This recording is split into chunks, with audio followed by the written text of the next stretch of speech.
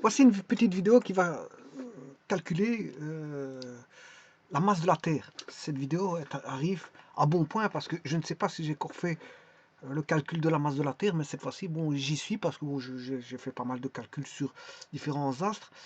Je ne me rappelle plus si j'avais fait un calcul de la masse de la Terre, mais en tout cas, bon, si je m'en rappelle plus, c'est que probablement je n'ai pas fait, j'ai pas été vérifié, mais disons que je vais le faire ici, c'est pas un problème. Si je le refais une seconde fois, si je refais une seconde fois les choses, c'est pas, ça constitue pas, je veux dire, une problématique. Au contraire, ça viendrait peut-être complémenter certaines choses. Mais j'en ne sais pas plus si j'ai fait un calcul de masse de la Terre. Voilà, ici, c'est le cas. Bon. Alors, à votre avis, comment peut-on penser pour calculer, si vous voulez, la masse de la Terre? Parce que la masse de la Terre, ça ne se pèse pas que dans une balance, hein, ou dans un peson, peu importe. La masse de la Terre, c'est spécifique. Nos grands scientifiques, nos ancêtres scientifiques ont usé de stratagèmes, je m'excuse, ont usé et abusé de stratagèmes pour pouvoir trouver l'essentiel des choses. Je pense par exemple à un explorateur, ben, il veut trouver, il finit par être, on va dire, il va faire des efforts intenses pour, en finalité, vouloir trouver. Vouloir trouver. Donc il va vouloir trouver par acharnement, on va dire. Il va s'acharner pour vouloir trouver quelque chose. Et l'être humain est ainsi fait. Bon, dans le monde de développement, on remarque, et de l'exploration, on voit qu'il s'acharne à vouloir faire des choses pour les trouver.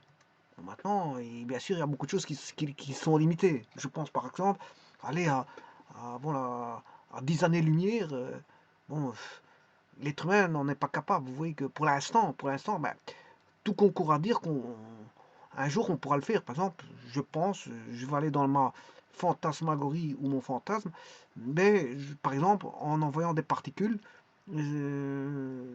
qui vont aller d'un endroit à l'autre et ces particules-là peuvent se reconstituer.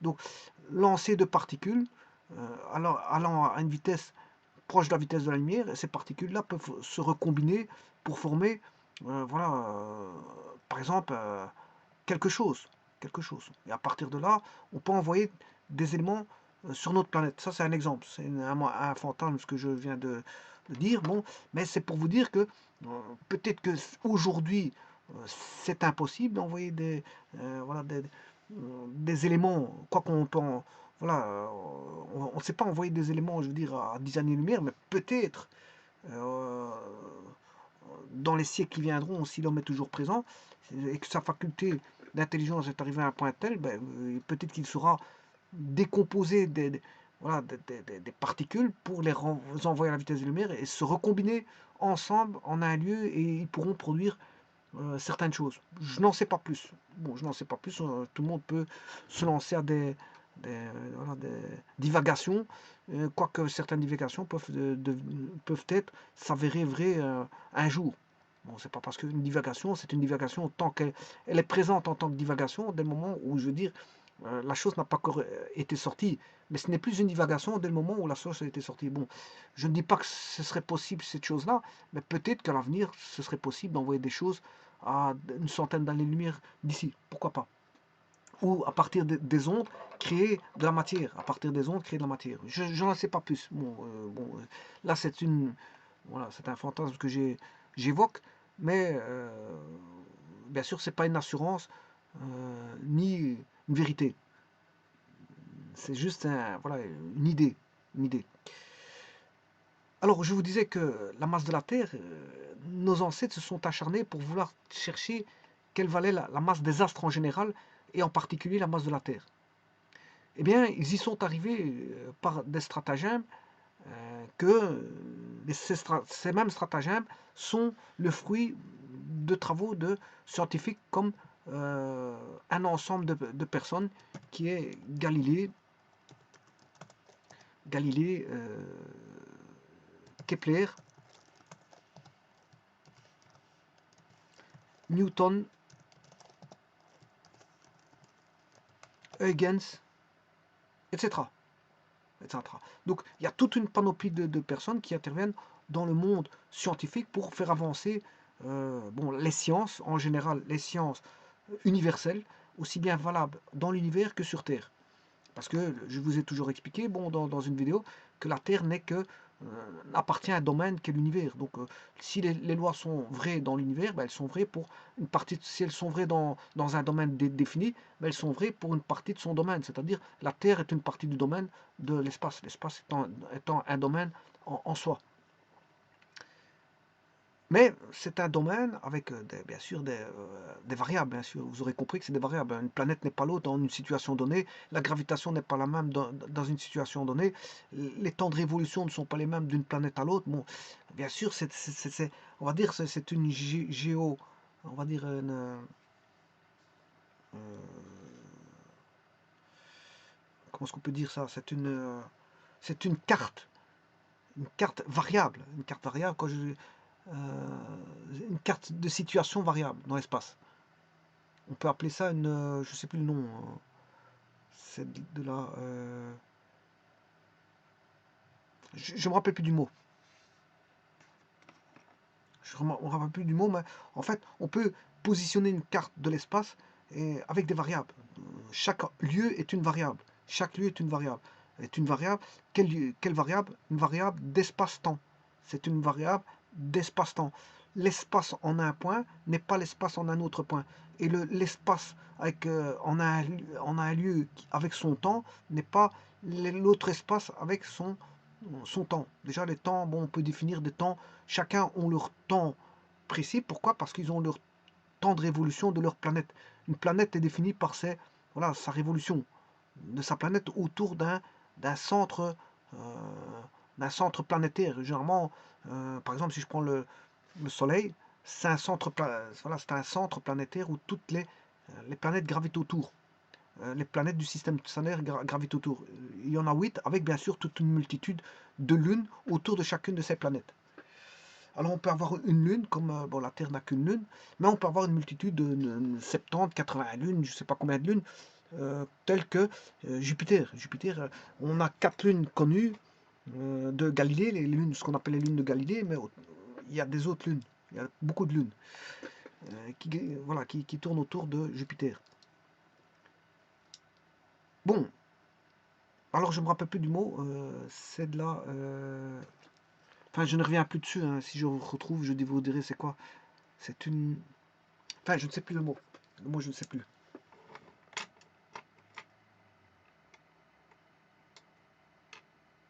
Je ne me rappelle plus du mot. Enfin, c'est une cartographie spatiale que l'on a dans l'espace. Et chaque lieu de l'espace n'est pas est un lieu défini. Un lieu n'est pas l'autre. Un lieu n'est pas l'autre. Allez dans un système. Voilà, vous allez visiter. Voilà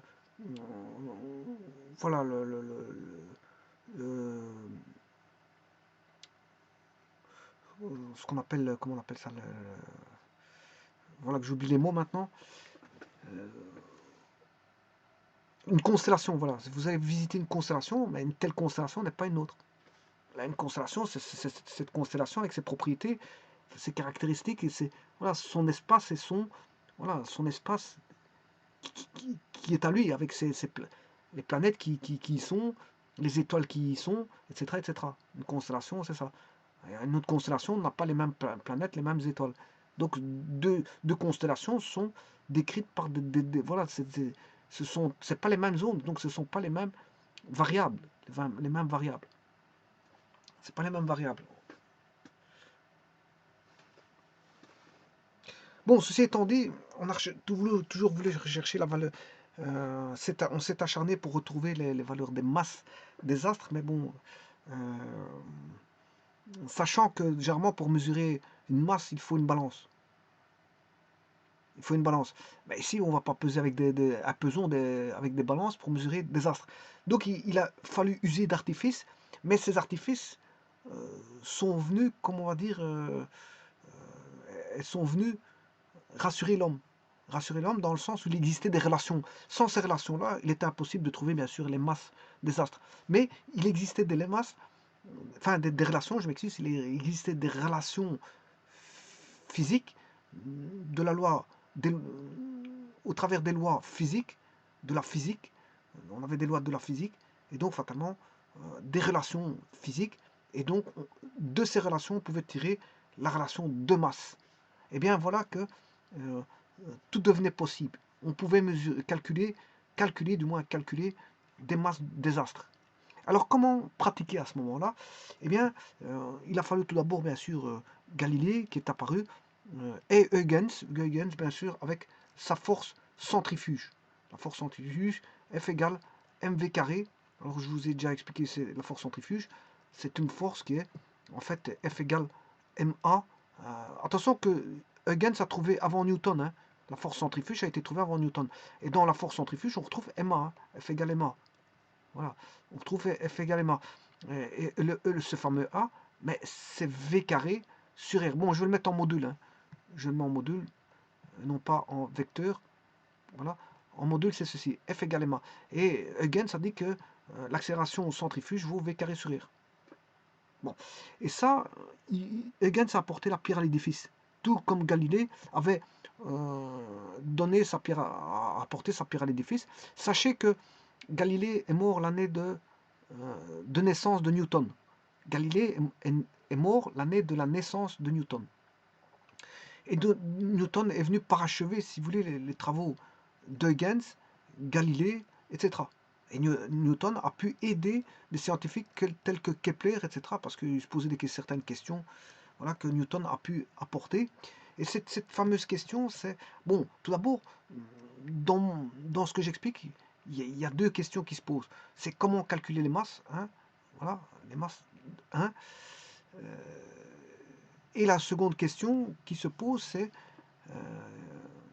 qu'est-ce que Newton a pu apporter? Et comment, si on devait calculer des masses, comment les calculer? Eh bien, justement, on a pu calculer des masses grâce à, tout d'abord, déjà ici, la force centrifuge, il y a une masse. Bon, voilà, il y a une masse. Bon, et la force de Newton est apparue et a trouvé que, bon, on avait la force gravitationnelle. La force de gravitation, c'est la constante de Cavendish qui avait déjà trouvé, ouais, j'ai oublié Cavendish ici,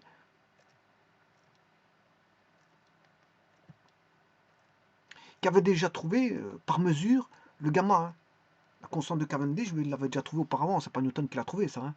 Vous voyez que c'est on va dire, ce sont des travaux qui se complémentent les uns les autres autour de savants, de scientifiques, qui permettent voilà, de faire des trouvailles universelles qui sont valables pour l'homme, en mécanique bien sûr, mécanique classique, hein, je parle d'un mécanique classique.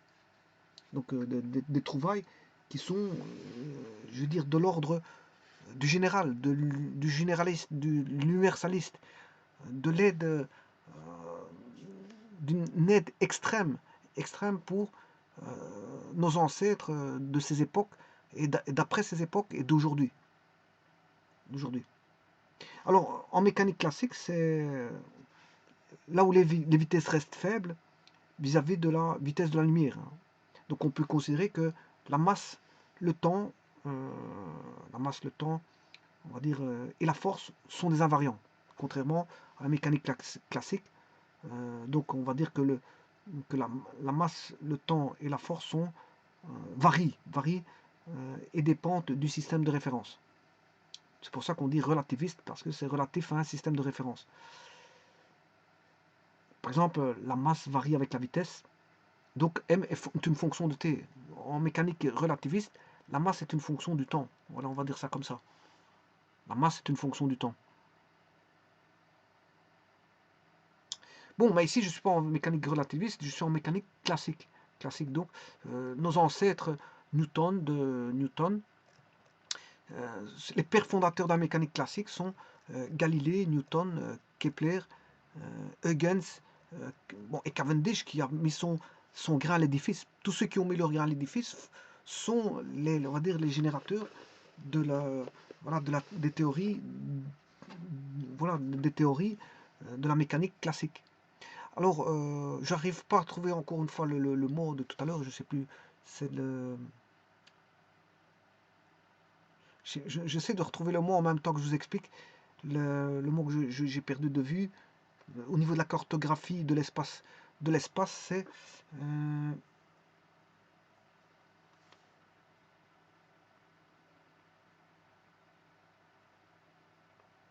Voilà, c'est topographie.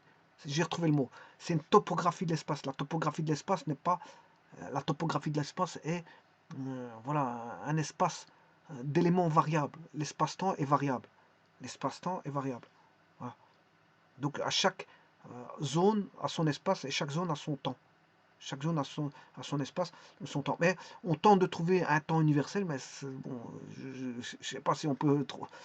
Chercher un temps universel, c'est comme dire que voilà, les lois sont universelles, je suis d'accord, mais bon, est-ce que le temps, pourquoi trouver un temps universel? Euh, je ne sais pas. Je ne sais pas. Bon, en tout cas, l'espace-temps, chaque zone dans l'espace est un espace-temps. Voilà, on va dire ça comme ça. Alors, donc, Cavendish est arrivé, bien sûr, et a porté son édifice, euh, enfin, sa pierre à l'édifice, au travers de la loi de la gravitation de Newton. Gamma est égal à 2 masses s'attirent, et c'est l'attraction des corps, l'attraction universelle des corps. F est égal à M1, M2, qui est dépendante, bien sûr, de l'inverse du carré de la distance séparant les deux corps, bien sûr, à une constante qui dépend du système d'unité, qui est la constante de Cavendish.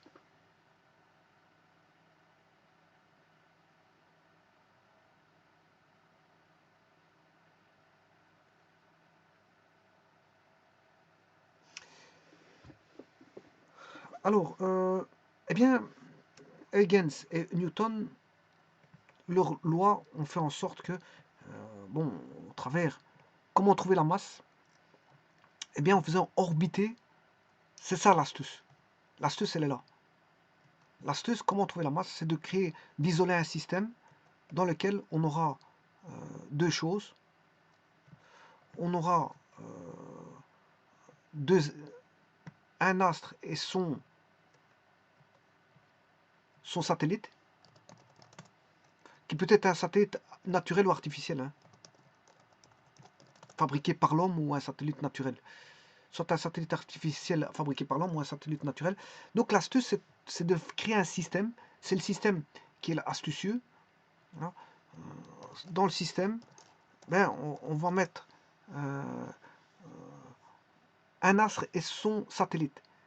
La particularité de ça, c'est qu'on a une orbitation, une orbite. Une orbite, c'est-à-dire qu'on a une circulation généralement hypothétique, parce qu'en fait, on en fait, généralement c'est des ellipses, on en fait des MCU, voilà, ce sont des ellipses, hein. Mais pour faciliter la tâche, on en fait des MCU, et grâce à cette orbite, cette circulation, ce mouvement circulaire uniforme, eh bien, vont apparaître des forces, et donc là, on n'a plus une inconnue.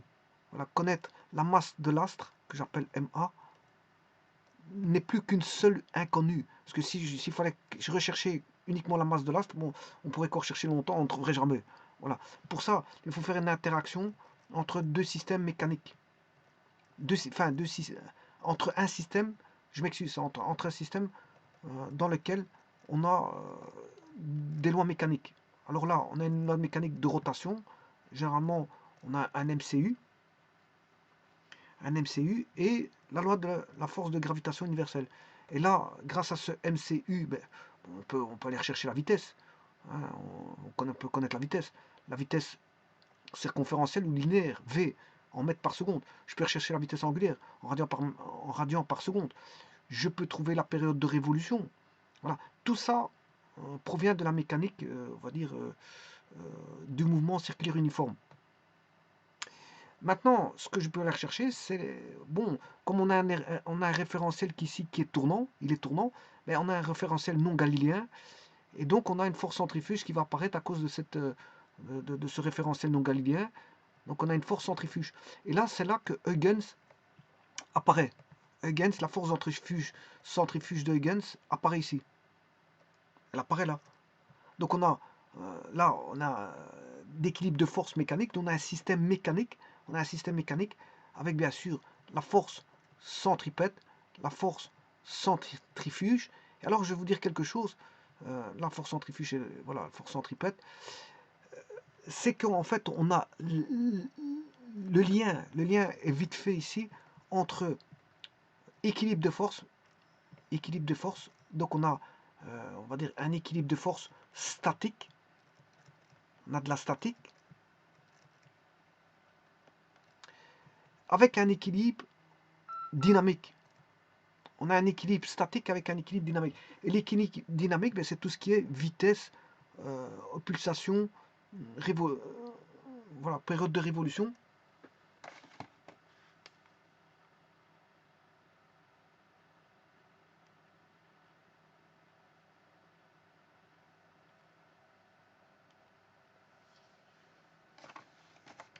Donc, je disais qu'on a des équations dynamiques et statiques. Et c'est ça qui va venir aider à trouver la masse. Donc, vous voyez que la masse n'est pas, on n'a pas qu'une seule inconnue, mais le système mécanique va faire en sorte de nous aider et de faire des simplifications, bien sûr, des simplifications, et de trouver la masse. Donc on n'a pas une inconnue où on ne peut rien trouver, puisqu'on n'a qu'une seule. Si on n'avait qu'une seule inconnue, impossible de trouver. Mais le système mécanique, voilà, ainsi décrit, donc crée une orbitation, si vous voulez, un mouvement circulaire autour d'un astre, au travers d'un satellite qui tourne autour de l'astre. Eh bien, qu'est-ce qui se passe? Ben, on a un système d'équations. Enfin, on a une égalité d'équations. Une équation statique dans laquelle on a des grandeurs dynamiques. Eh bien, ça, c'est Huygens qui a trouvé la force centrifuge. La force centrifuge, bon, c'est une force. Dans un premier temps, on va dire que c'est une force dans laquelle on a une masse fois une accélération. Et cette accélération, c'est l'accélération centrifuge. M, V carré sur R. Alors, je rappelle que R, c'est la distance. Alors, qu'est-ce que c'est que ce R? Ben, ça par rapport à un centre pour lequel on aura voilà, un mouvement rotatif. Hein. On a un centre de rotation. Un centre de rotation. On a un mouvement rotatif. Donc, c'est ça. Ça, c'est le rayon de rotation de l'objet. Mais s'il s'agit d'un satellite, ben, c'est la distance, bien sûr, au centre de l'astre, parce qu'on va considérer l'astre qui tourne. Enfin, on a le satellite tourne autour d'un astre. Je dessine tellement mal que ça devient. C'est pas expliqué quand c'est mal dessiné. Voilà, là vous avez un astre et là vous avez le satellite. Et alors, bon, là le satellite il tourne autour de l'astre. Bien sûr, on a le centre de l'astre et bien sûr on a le centre du satellite S et de l'astre A. Voilà, là j'ai les barycentres. Voilà, j'ai le barycentre de l'astre que je vais appeler O. Voilà, et la rotation du satellite autour de O fait en sorte qu'on a un mouvement dynamique qui est un MCU. On a un mouvement dynamique. Un mouvement dynamique, mais en plus de ça, on a une équation de la dynamique, parce qu'on a une masse fois l'intervention d'une vitesse qui est au carré. L'intervention d'une vitesse. Donc une masse fois une vitesse, c'est quelque chose de dynamique. C'est quelque chose de dynamique. Ce n'est pas statique. Bon, donc là, ça c'est la masse du satellite. Ça c'est la vitesse au carré du satellite. Et ça c'est la distance séparant le satellite à l'astre. Bon, mais avec ça, qu'est-ce que je peux faire? Pas grand-chose. Pour retrouver la masse d'un astre. Voilà. Et là, c'est là que la statique intervient. L'équation de la statique qui va intervenir, qui va faire que Newton, ce qu'il a trouvé, là on a bien sûr un mouvement dynamique, mais on a un équilibre statique là-bas au sein du repère. Parce que au sein du repère, je vais considérer qu'au sein du repère, on a... Oui, tout d'abord, avant de vous dire ça, celui-ci, c'est quoi? C'est une force fictive qui est due à la rotation du repère. On a la rotation du repère. Le repère, par exemple, voici le repère. Ça, c'est mon repère X. Le repère, il est en rotation. Donc, c'est un repère non inertiel. Donc, c'est pour ça qu'on a la force centrifuge. On a une force centrifuge parce qu'on a une force fictive due au repère qui tourne. Un repère doit être galiléen. Hein. Mais là, il est non galiléen parce qu'il tourne. Il est non galiléen, mais il va engendrer une force fictive, qui est la force centrifuge. Voilà. Mais à côté de ça, on a un équilibre statique. On a un équilibre statique. L'équilibre statique, c'est de dire au sein du repère qu'on a euh, une force de gravitation. Ceci, c'est une force dynamique. C'est une force dynamique, parce que j'ai une notion de vitesse et j'ai une notion de mouvement. Et, j'ai un repère en rotation, donc j'ai une force fictive qui est la force centrifuge. Mais au sein du repère, là j'ai un équilibre statique. Et cet équilibre statique, c'est comme si j'avais si vous voulez, le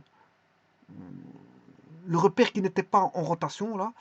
Et là, le repère, il est dit galiléen. Vous voyez, là, quand je vais faire mon égalité de force, là, je considère que le repère,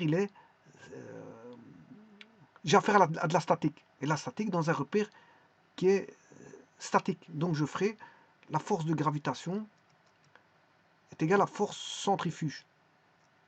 Force de gravitation égale à la force centrifuge. Donc, voilà, au sein même du repère que je considère ici non tournant. Voilà. L'égalité ici, c'est comme si le repère n'était pas tournant, c'est-à-dire qu'il est galiléen. Ça veut dire que j'omets la rotation. J'omets la rotation et je fais en sorte que F dynamique est égal à force de gravité. Cette égalité-là, cette égalité ici, c'est une égalité dans un repère galiléen. Par contre, en prenant ça tout seul, vous aurez compris que j'ai une force centrifuge due à la force dynamique. Et là, elle est dans un repère non galiléen. Donc ça va créer une force centrifuge qui est, on va dire, due au repère non galiléen. Par contre, quand je ferai l'égalité FG, F dynamique, là, c'est dans l'égalité, voilà, parfaite, statique. C'est quelque chose de statique. Ouais, pour que ce soit statique, c'est dans un repère, on va dire fixe, donc dans un repère galiléen. Donc là, il y a deux formes de repères qui peuvent intervenir. Il y en a un qui intervient, bon, pour faire le mouvement dynamique, on dit qu'on a une force centrifuge due au repère tournant, mais après on écrit l'égalité en disant, bon, on a une égalité statique, Fg égale FCF, et on dit qu'on est dans un repère, là, non tournant, dans un repère galiléen. Voilà. Donc, vous voyez l'étrangeté de ce que ça peut faire intervenir, mais en tout cas, ça a bien aidé, parce que cette égalité-là, statique, FCF égale FG, FCF égale FG, ça donne quoi? Ça donne, Newton a trouvé, ça c'est Cavendish qui l'a trouvé, Newton donne ceci, masse du satellite fois la masse de l'astre. Tiens, la masse de l'astre apparaît. La masse de l'astre apparaît. Donc c'est un artifice, lui, voilà, sur la distance satellite-astre.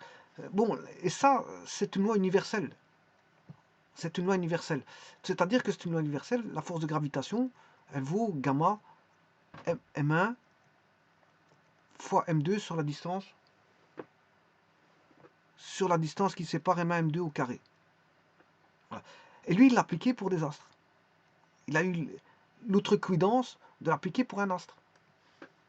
Il se dit, bon, est-ce que je ne peux pas trouver la masse de l'astre en l'appliquant à un astre avec son satellite? Et bien sûr, et la force de Huygens ici était connue. Hein. La force d'Huygens ici était connue. Donc lui, ce qu'il a trouvé, c'est juste faire l'égalité statique. Il a fait une égalité statique, force centrifuge égale force centrifuge, enfin force centripète. Il a dit que la force centrifuge c'est égal à la force centripète, mais la force centripète, c'est la gravitation universelle. En faisant ça, qu'est-ce qui se passe? Là, bingo, il n'a plus besoin de balance. Il peut déterminer la masse de l'astre. Maintenant, ce qu'il doit savoir, c'est connaître la vitesse. Connaître la vitesse de l'astre. Mais la vitesse de l'astre peut être déterminée assez facilement, parce qu'il suffit de suivre l'astre et de calculer sa période de révolution. Donc là, on sait bien que la vitesse, V égale oméga fois R. V égale 2pi sur T. Il suffit de connaître la période de révolution. Là, on a une constante de pi. On sait trouver V. Et connaissant V, connaissant le rayon, on sait trouver la vitesse angulaire. Donc on sait tout trouver. Question dynamique, on sait tout trouver. La dynamique, au niveau de la dynamique des vitesses, On sait tout trouver. Le temps de révolution, la vitesse angulaire, angulaire en radians par seconde, la vitesse linéaire ou circonférentielle en mètres par seconde. On sait tout trouver. Il n'y a pas de problème. On sait tout trouver. Voilà. Donc, maintenant, les distances, bon, on sait les mesurer géométriquement. Enfin, on sait faire des calculs géométriques. Hein. Au niveau des distances, on sait faire des petits calculs géométriques au niveau du plan. Et la masse du satellite, faut-il la connaître? Ben non, parce qu'elle se simplifie ici. Elle se simplifie là. C'est fini. Donc avec ça, je peux trouver la masse d'un astre. Je peux trouver la masse d'un astre. Voilà. Et donc ce qui veut dire quoi? Ça veut dire que pour trouver la masse d'un astre, je fais orbiter un satellite. Je connais les paramètres dynamiques d'un satellite et j'en crée une équation statique niveau d'égalité de force et je peux trouver la masse. La masse, alors que la masse, on pensait qu'on ne savait pas la calculer auparavant. Enfin, qu'on ne savait pas, oui, qu'on ne savait pas, on ne savait pas la peser, en tout cas, ça c'est sûr, mais on sait la calculer au travers d'une équation dynamique arrangée sous forme statique. C'est une équation dynamique arrangée sous forme statique. Donc, ce qui veut dire qu'on aura quoi?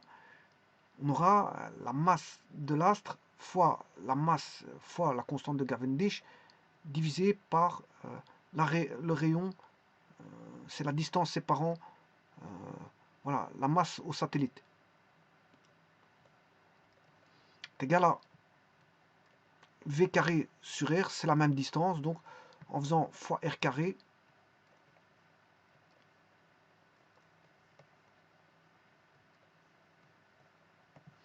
M vaut quoi? La masse, il suffit de faire V carré fois R, le tout sur gamma. Voilà. Donc, ce que je connaisse oméga, la période de révolution, ou V, je peux traduire et remettre sous forme de V carré. Hein. Enfin, si V, j'ai V, c'est V carré, on est d'accord, mais je peux, si j'ai T, ben, on sait bien que 2pi sur V, V est égal à 2pi sur T. Donc T, si j'ai T, c'est 2pi sur V. Donc si j'ai T, je peux trouver V. Hein. C'est ça que je veux dire. Si j'ai T, je peux trouver V. Je peux remettre là-dedans le V.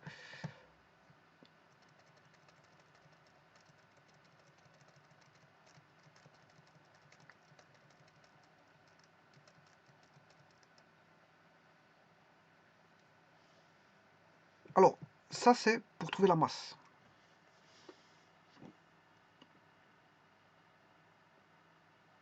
Donc, ce sera, la masse c'est V carré fois R sur T. Sur gamma. Sur gamma. Gamma étant la constante de Cavendish déjà mesurée par Cavendish auparavant. Donc, alors, V c'est 2pi sur T. Donc, 2pi sur T au carré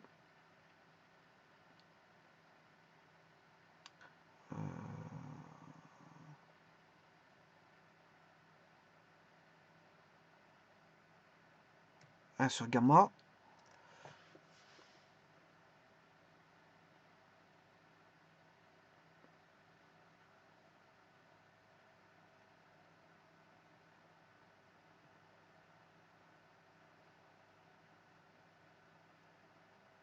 Et ici j'oublie un R, c'est 2pi R. V c'est égal à 2pi R sur T. V c'est 2pi R sur T. Voilà. C'est oméga qui vaut 2pi sur T. Je m'excuse. Hein. C'est oméga qui vaut 2pi sur T.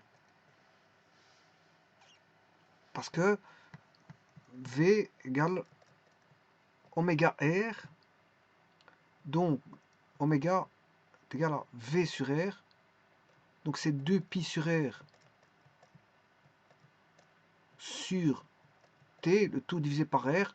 Donc les R vont simplifier, donc oméga vaut 2pi sur T. Donc ce qui vaut 2pi sur T, c'est oméga. 2pi sur T, c'est oméga. Je m'excuse, je me suis trompé juste auparavant. Ben voilà. vous rectifiez par rapport à ce que j'ai raconté. J'ai fait une petite erreur. C'est oméga qui vaut 2pi sur t. Parce que V est égal à 2pi r sur t. 2pi r sur t.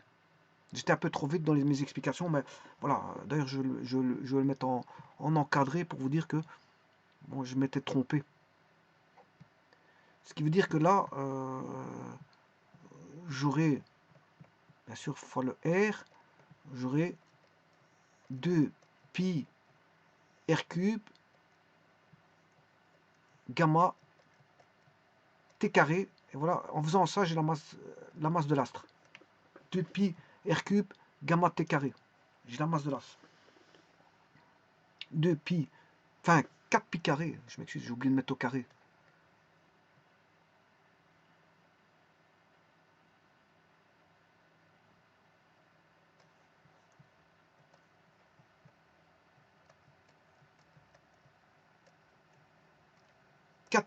Quatre pi carré r cube. Donc je vais l'écrire dans une autre page, bon, pour l'avoir. Si vous voulez la masse d'un astre, calculer la masse d'un astre, ben, il suffit de faire 4 pi carré, qui est une constante, sur bien sûr la constante de Cavendish. Vous devez connaître bien sûr la période de révolution, 1 sur t carré, fois bien sûr, ça c'est une constante, 4 pi carré sur gamma, on a la constante de Cavendish, 1 sur t carré. Mais le problème c'est qu'il faut connaître le rayon, et là il faut le mettre au cube. Voilà. Et là on peut calculer la masse. On peut calculer la masse. Donc il y a une notion de dynamique et de statique en même temps, qui interrelie l'équation. 4 pi carré gamma fois 1 sur t carré r cube. Et là vous avez la masse. C'est-à-dire qu'il faut connaître, c'est une astuce pour connaître la masse, qu'est-ce qu'il faut? Pour connaître la masse, il faut connaître un satellite qui orbite autour de la masse de l'astre. Et là je pourrais calculer la masse de l'astre. Donc il faut un artifice de ramener un deuxième élément. Si vous n'avez pas de deuxième élément, impossible de trouver la masse. Et ça c'est clair et net. Donc vous pouvez prendre n'importe quel satellite maintenant qui orbite autour de la masse de l'astre et vous pouvez trouver, connaissant sa distance r et sa période de révolution, vous pouvez trouver la masse de l'astre. Donc il y a une interrelation masse, distance et masse, période de révolution. Il y a une interrelation qui existe. Et d'ailleurs, regardez ce que je vais faire.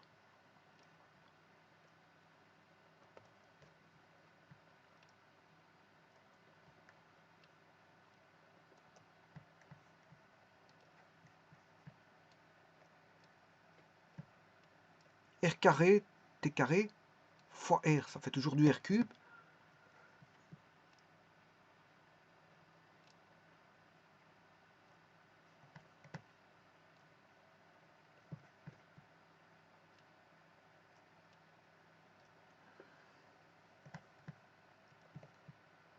Ça, c'est une constante.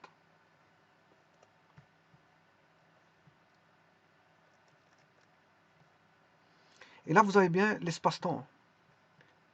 Ça, c'est un espace sur un temps. Dans ce que je vous disais tout à l'heure, là, j'ai oublié le mot. C'est...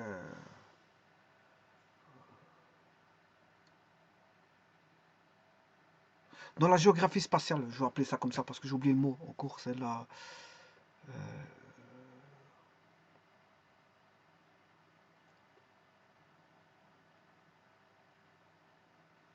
j'ai oublié le mot. Je vais appeler ça dans la géographie spatiale.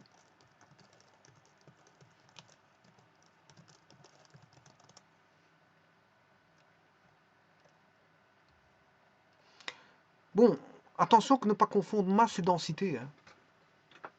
La masse et ne pas confondre la masse. Parce que à partir de l'unité de masse et de l'unité de longueur, à partir de l'unité de masse et de l'unité de longueur, ça c'est un espace, voilà, on va dire c'est un élément d'espace. Et la masse, on va dire, on peut l'entrevoir sur deux types d'objets, soit la masse grave ou la masse inerte. Alors là-dessus, bien sûr, vous avez compris qu'il y a une question d'inertie. Il y a une inertie de rotation. Ça a à voir avec les inerties de rotation. Voilà, c'est pour ça qu'il y a cette équation-là à voir avec les inerties de rotation. Voilà, cette topographie. C'est pas la géographie spatiale, c'est la topographie. Dans la topographie spatiale,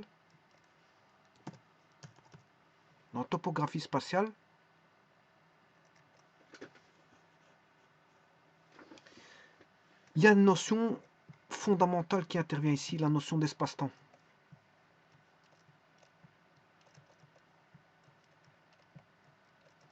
C'est une notion d'espace-temps. Donc ça veut dire que la masse a à voir avec la topographie spatiale. Bon, pourquoi des grandes masses, pourquoi des petites masses, pourquoi des énormes masses. Et tout ça, ce sont les variables que je vous disais de la topographie spatiale. Voilà, ce sont des variables. L'astre a sa voilà, un astre, un satellite a sa révolution par rapport à un satellite, par rapport bien sûr à son astre qui joue centre, c'est un centre d'inertie quelque part. Voilà, c'est un centre d'inertie. La masse, elle va jouer un centre d'inertie par rapport à un satellite. Alors, on a un centre d'inertie et le satellite a sa période de révolution et sa distance de séparation par rapport à la masse. Donc, on a vraiment une variable d'espace-temps.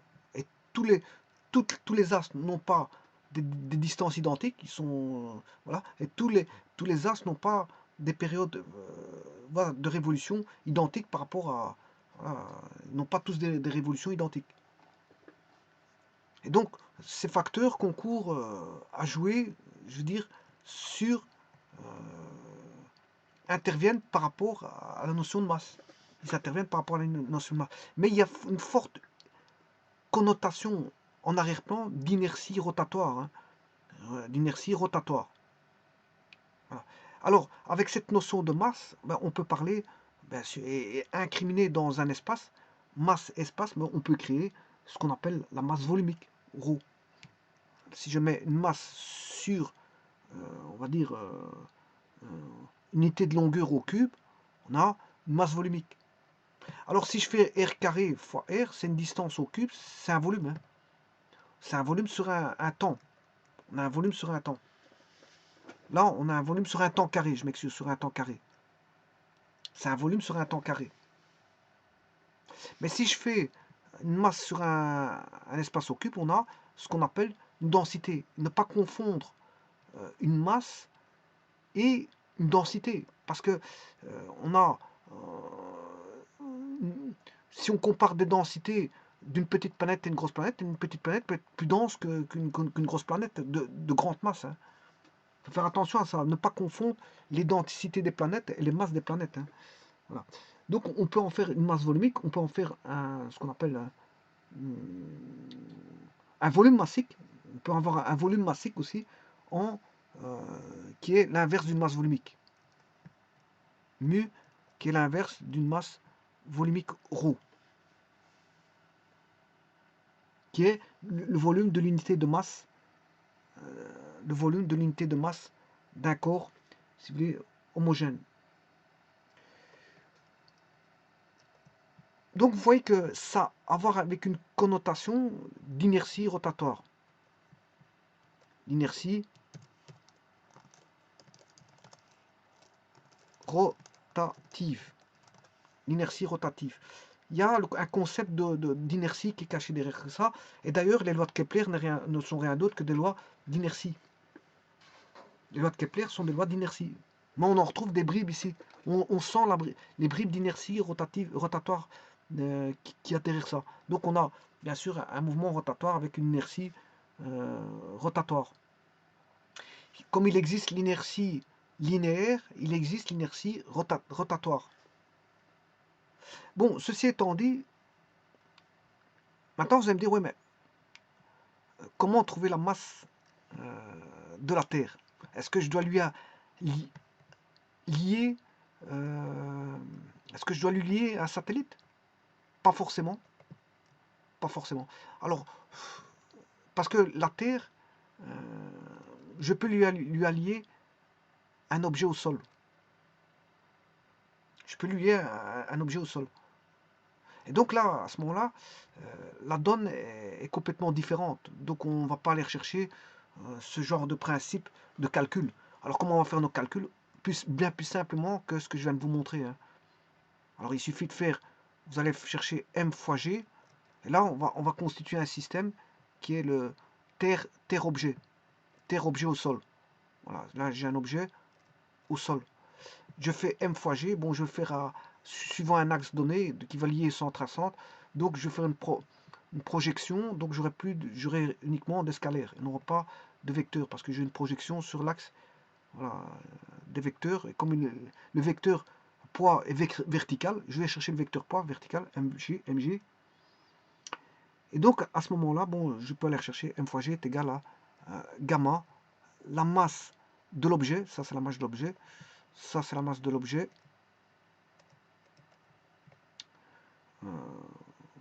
fois la masse de la Terre sur le rayon de la Terre. Bien sûr au carré, chaque fois j'oublie mon carré. Là, la masse de l'objet n'interviendra pas, elle se simplifie, et je peux trouver la masse de la Terre. La masse de la Terre vaudra tout simplement G qui vaut 9,81 mètres par seconde carré, on le connaît, il n'y a pas de problème.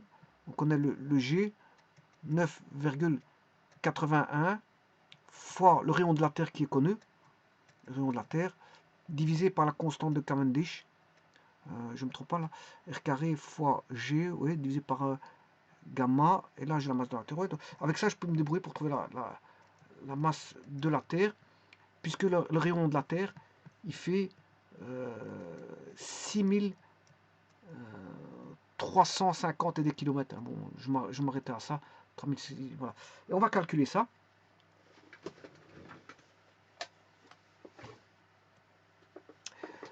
Bon, donc on va faire 9,81, 9,81 mètres par seconde carré, fois le rayon de la Terre, je dis que c'était 6350 km. Bon, je vais le mettre en mètres, je vais faire fois 1000. Voilà, comme ça je le mets en mètres. Alors, je dois mettre au carré. Voilà. Et je vais diviser par la constante de Cavendish, 6,67 fois 11 moins 10 égale... je crois pas que ce soit ça.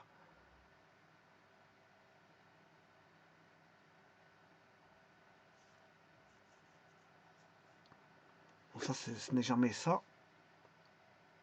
Par contre, le 5, il serait bon, mais je me suis trompé dans un exposant. Parce que la masse de la Terre, c'est 5,92 fois 10 exposant 24, je vous l'ai déjà dit. Hein. Voilà, bon, là, je suis à 5,93, mais pas la bonne puissance. Donc, je me serais trompé quelque part, donc je vais recommencer. Bon, je remets à 0. 9,81 fois,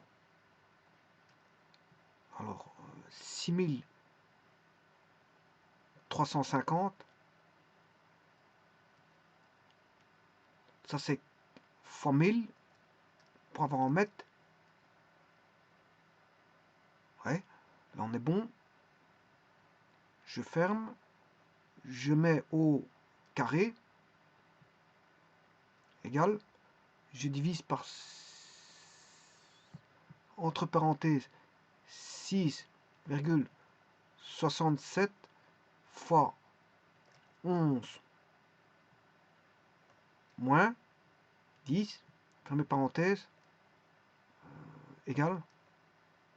Voilà, c'est ça. Je vais mettre en notation, donc, ingénieur. Voilà, 5, non, non, c'est ça, c'est exactement ça. Ah, c'est bon, ça c'est bon. Ça c'est vraiment bon. Donc je vais édition copier.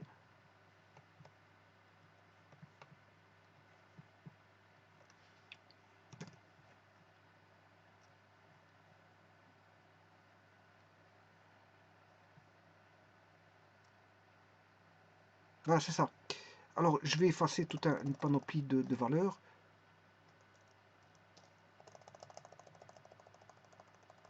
Voilà, pour ne prendre que 5,93 fois 10 fois 10 exposant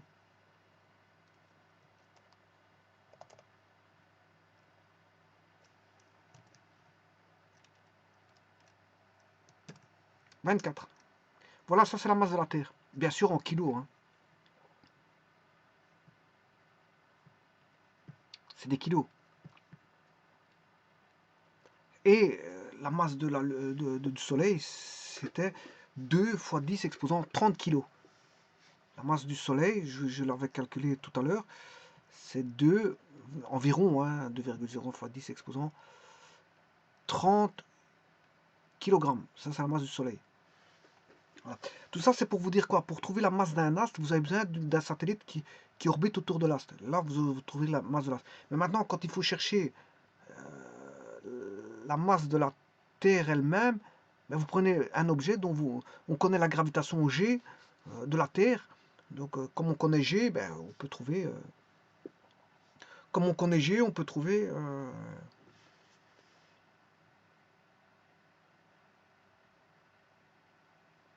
Alors, le G, justement,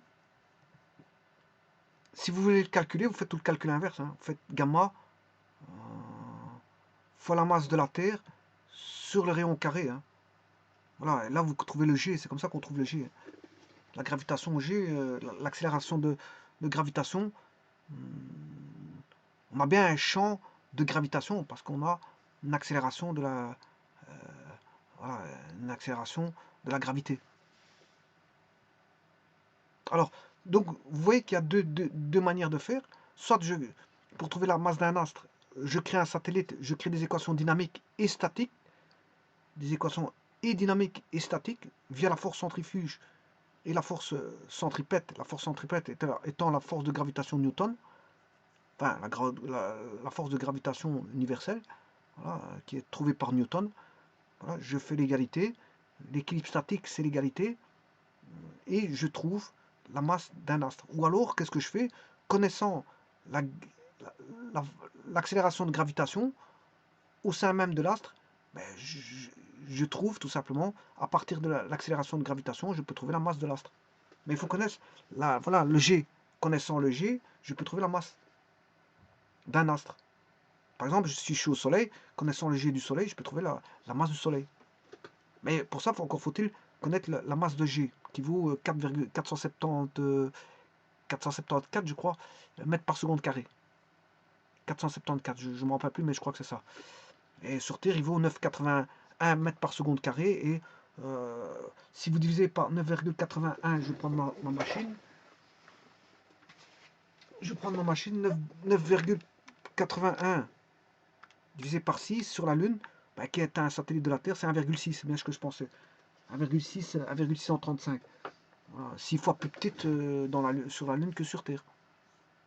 Et, bien sûr, normalement 477, ouais, je vais mettre 474, divisé par 9,81, bah, sur le Soleil, la gravité est 48 fois plus importante. C'est normal, l'astre, il est énorme. L'astre, il est énorme. L'astre, il fait, voilà, je ne sais plus combien de kilomètres. Je ne sais plus combien de kilomètres il faisait 696 000, je crois. 600, ouais, je crois que je l'ai ici. Hein. Je l'ai encore, je l'ai pas effacé normalement. Ça, c'est la vitesse de la Terre autour du Soleil. Vous voyez qu'il va à 30 000 km, 30 000 mètres à la seconde. 30 000 mètres, ce qui fait x 3,6, on va faire x 4, ça fait 120 000 mètres à la seconde. 120 000, je vais faire 30 000 fois 3,6, ce qui fait 108 000 km à l'heure. 108 000 km à l'heure. Voilà, 108 000 km à l'heure. Donc, la planète Terre fait 108 000 km/h autour du Soleil. Hein. Voilà, il a une vitesse constante de 108 000 km/h. À chaque point, il fait 108 000 km par heure. À chaque endroit. Là, il a 108 000 km par heure. 108 000 km par heure. Il fait un MCU. Enfin, en vérité, c'est pas vrai. Bon, il fait une trajectoire elliptique. Mais disons que voilà, on peut la considérer hypothétiquement comme étant circulaire. Et il fait 108 000 km/h en cercle. 108 000 km/h. Un gros as comme la Terre. De, je sais pas combien je vais te calculer. Fois 10 exposant 24. 1, ça c'est le Soleil. 1,99, ça fait 2 exposant 30. Ouais, je ne l'ai pas encore effacé, il est toujours là en calculette. Voilà, 1,99 fois 10 exposant 30, c'est le Soleil. Mais la Terre, pour un as qui fait 5,93 fois 10 exposant 24 kg, il tourne à 108 000 km/h. Vous imaginez? C'est les forces d'inertie qu'il y a là-dessus. Voilà. Ça, j'ai calculé la masse du Soleil à partir de l'accélération centripète, de rayon qui reliait le satellite à l'astre, qui est le Soleil. J'avais pris le Soleil, c'était la Terre. Enfin, j'avais pris le satellite qui était la Terre. Et si on a la constante de Cavendish, on sait calculer la masse du Soleil. Là, c'est à partir des unités astronomiques. Bon, à la place je l'ai calculé précisément avec une unité, ce qu'on appelle l'unité astronomique, qui vaut une certaine valeur distance Terre-Soleil, qui est précise. Voilà. Là, je l'ai fait avec l'unité astronomique.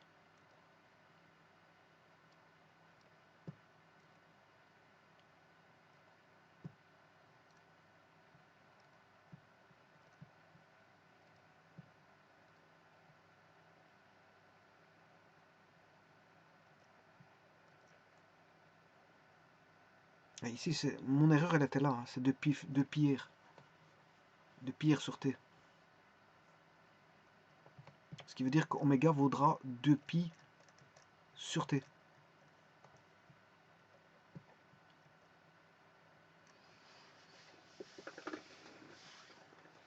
Voilà, donc on peut trouver la masse d'un astre, pas besoin de le peser avec un peson ou une balance. Hein.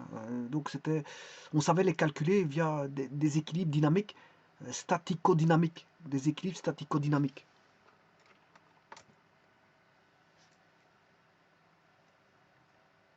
Mais les forces d'inertie rotatoire peuvent nous aider à trouver des formules telles que celle-là. Hein. Voilà.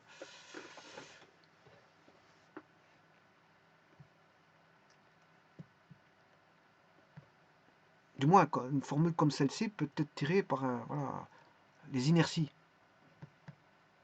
en rotation.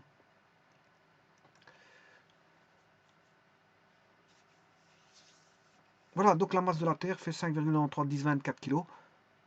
La masse du Soleil, 2 fois 10 exposant 30 kg. Voilà. Et il y a deux manières de faire pour trouver les valeurs. Soit on travaille avec un satellite orbitant autour de l'astre, ou soit avec un objet sur l'astre, mais il faut connaître la gravité. Voilà.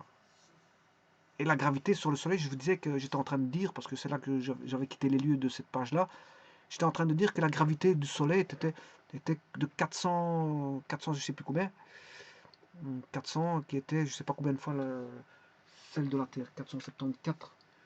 Je fais 474 divisé par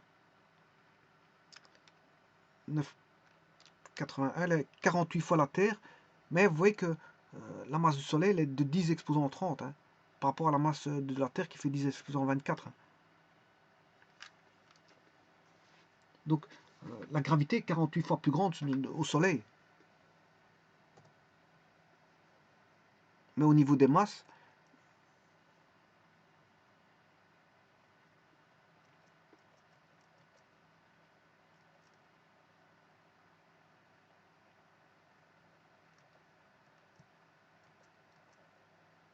bon, je recommence. Je vais recommencer ça tout de suite parce que j'oublie les parenthèses. Je vais faire un rapport des masses de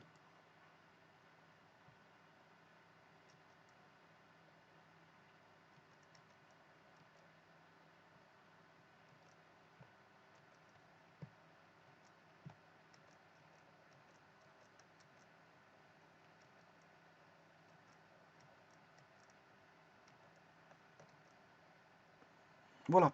Le Soleil est, on va dire, 337 000 fois plus massique que, que la Terre, avec une gravité 48 fois plus grande au Soleil que sur la Terre.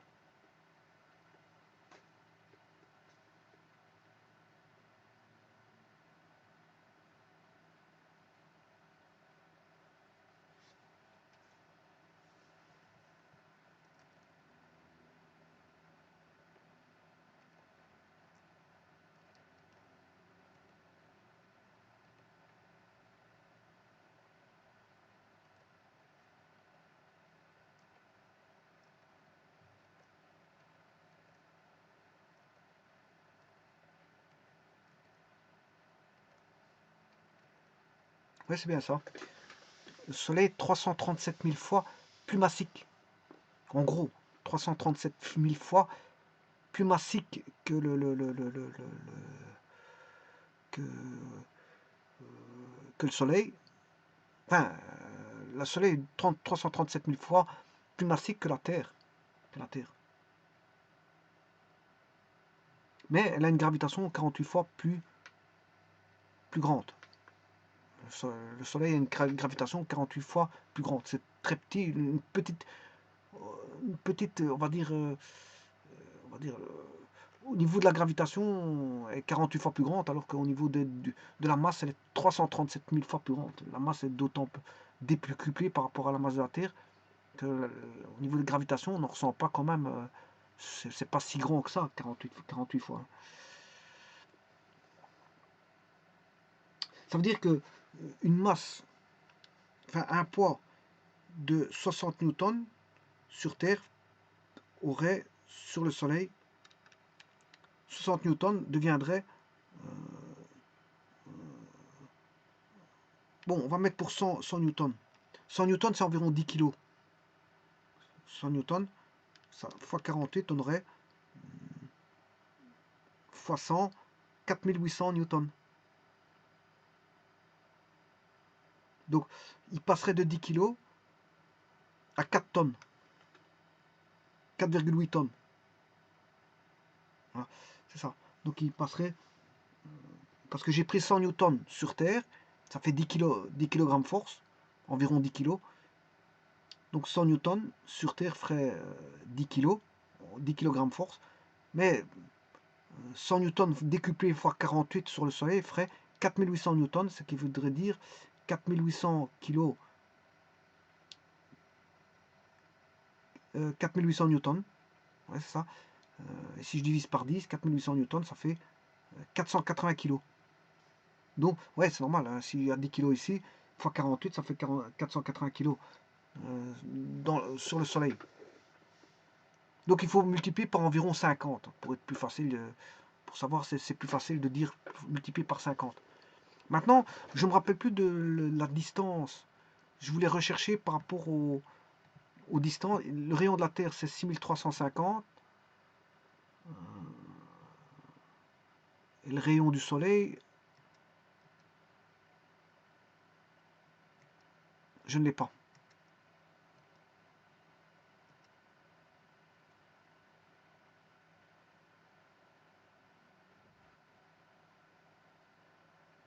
J'ai pas le rayon du Soleil.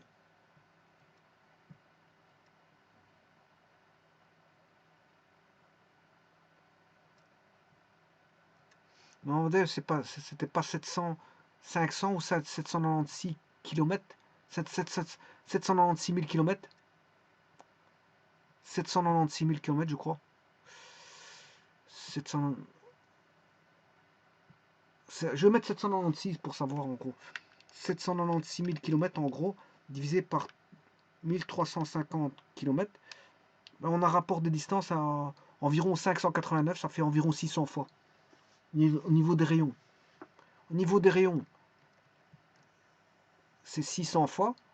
Au niveau de G, c'est 48 fois. Au niveau des masses, c'est 300, je sais plus combien, 337 000 fois.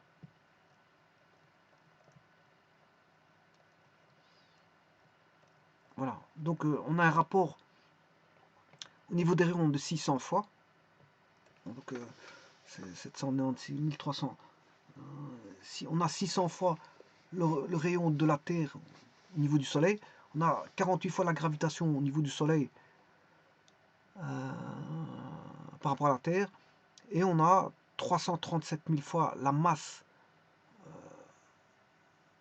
par rapport à celui de la Terre. En comparaison, c'est ça. En comparaison, je fais une comparaison.